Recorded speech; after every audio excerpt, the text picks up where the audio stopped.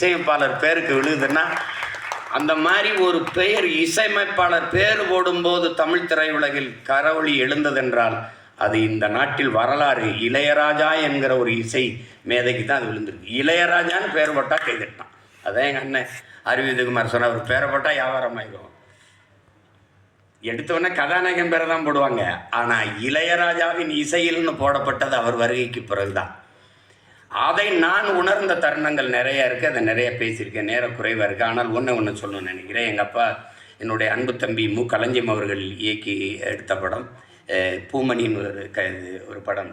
அந்த படம் கோயம்பேடு ரோகிணியில் திரையிட்டு இருந்தாங்க. நான் அப்போ கட்சிலாம் ஆரம்பிக்கல. அப்போ திரைத்துறையில் தான் இருக்கும். நாங்கள்லாம் போய் நண்பர்களோடு உட்காந்து பார்த்துக்கிட்டு இருந்தோம். பார்த்துட்டு இருக்கும்போது படம் ஓடுது. அதில் அண்ணன் முரளி, எங்கள் அப்பா மணிவண்ணன் இதெல்லாம் நடிச்சிருந்தாங்க. தேவையானிலாம் நடிச்சிருந்தாங்க.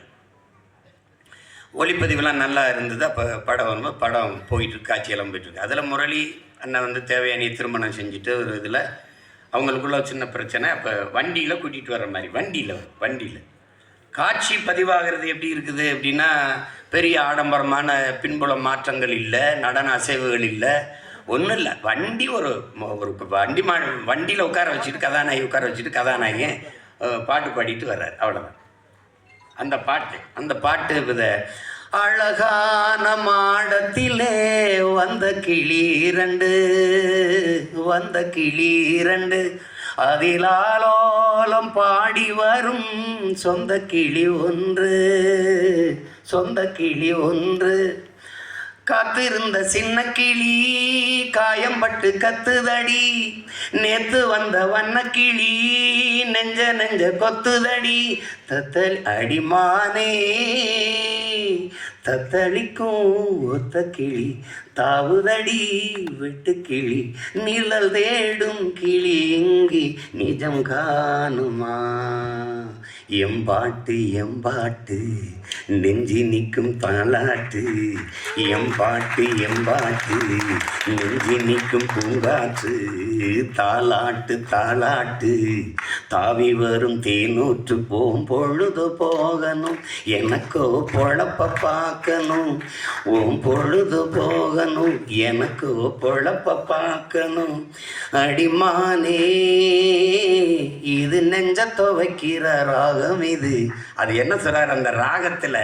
நெஞ்ச துவைக்கிற ராகம் இது, நெஞ்சத்துள் வைக்கிற ராகம் இது. அது நெஞ்ச துவைக்கவும் செய்யும், நெஞ்சுக்குள்ள வைக்கிற ராகம் இது. நீங்கள் நம்ப மாட்டீங்க, அந்த பாட்டுக்கு ஒன்றுமில்ல. அந்த வண்டி இங்கிட்டும் போகுது, பாட்டை முடிச்சு நிறுத்தின உடனே மொத்த திரையரங்க இருந்துச்சு. இன்னும் ஒரு முறை போடுறா ஒன்ஸ் மறுனா பாருங்க. அன்னைக்கு தான் இருந்துச்சு இசையின் ஆக்கிரமிப்பு, இசையின் ஈர்ப்பு.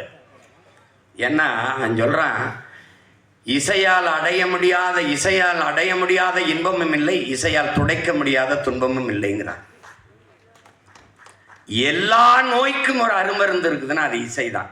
அந்த மருந்தை இந்த மண்ணுக்கு தந்த மகத்தான மருத்துவம் தான் எங்கள் அப்பா இளையராஜா. அது இந்த மனநல மருத்துவர் அவர் தயாரித்த படத்தில் எல்லாத்திற்கும் குணநல மருத்துவராக இருக்கிற எங்கள் அப்பா இளையராஜா இசையமைச்சிருப்பது மிகப்பெரிய இது. சிறந்த படைப்பாளிகள். குறிப்பாக என் தம்பி செலியனின் ஒளிப்பதிவு அது இன்னொரு தடவை பாலுமேந்திரா அப்பா போய் ஊட்டிய படம் எடுத்த மாதிரியே நான் உணர்ந்தேன். அவ்வளவு சிறப்பாக வந்திருக்குது.